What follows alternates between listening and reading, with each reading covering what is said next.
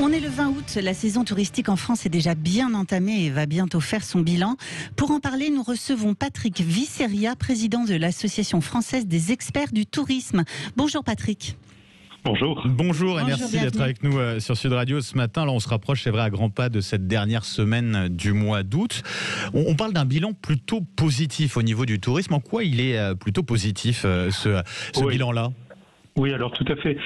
Malgré la progression du variant Delta, malgré la mise en place du pass sanitaire, la météo qui n'a pas toujours été très bonne selon les régions, on peut dire que globalement la saison 2021 est positive, voire très positive dans certaines régions, avec peut-être 4 tendances qui se dessinent. D'abord, ça a été des vacances franco-françaises. Les Français sont restés massivement en fait en France. Ensuite, on a assisté au retour d'un certain nombre de clientèles européennes, les Belges, les Allemands, qui sont des clientèles traditionnelles de la France.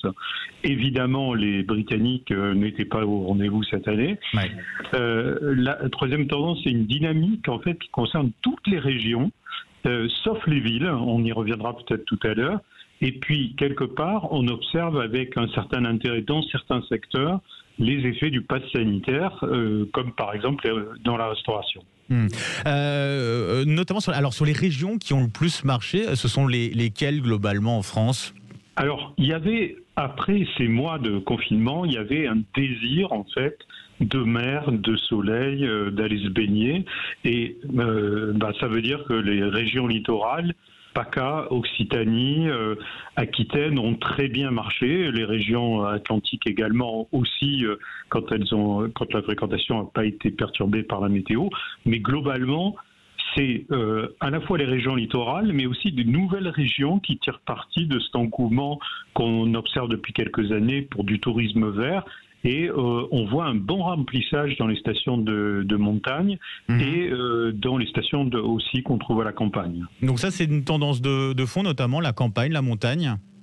Alors c'est une tendance de fond, mais qui reste quand même aujourd'hui limitée parce que les capacités d'accueil de touristes se trouvent globalement au bord de la mer ou à proximité, ou dans les villes ou à proximité des villes. Mais on n'est pas sur les mêmes conditions d'accueil. Pour le coup, c'est plutôt surprenant de voir que les régions du littoral s'en tirent bien, alors qu'on a parlé déjà depuis un mois de la hausse des cas de contamination, particulièrement sur ces régions-là. C'est-à-dire qu'il y a eu peu d'annulations, que les touristes n'ont pas eu finalement d'inquiétude de se rendre là-bas ? Alors, on peut dire, sans oublier les territoires ultramarins qui ont été extrêmement touchés par la progression de la contamination. On peut dire qu'il y a eu une forte réactivité lorsqu'il y avait des clusters, que ce soit dans des colonies de vacances, dans des campings ou autres endroits, que globalement les Français font quand même attention. J'entends beaucoup qu'on se relâche pendant les vacances. Je pense qu'on fait quand même attention.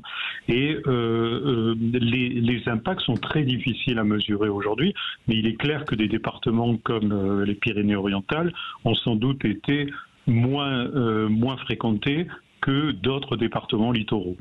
Patrick Visseria, vous avez parlé notamment de la question des villes. Le bilan est plutôt négatif. Est-ce que j'entendais ? C'est quoi ? C'est l'absence de touristes internationaux au-delà de, notamment, vous parliez des Belges, des Allemands ? Alors, la France a accueilli en 2019 à peu près 90 millions de touristes. Le gouvernement s'était fixé pour objectif une 50aine de millions.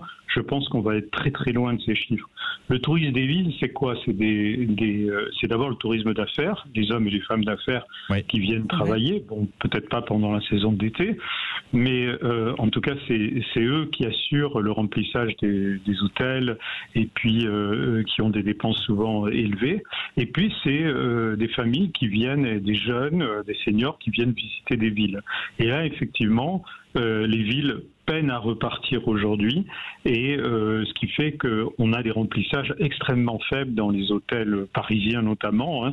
Je citerai Jean-Bernard Falco, le président du groupe Centaurus, qui a une trentaine d'hôtels haut de gamme et de palaces, qui disait qu'on était à 20-25% de remplissage aujourd'hui, donc c'est extrêmement faible.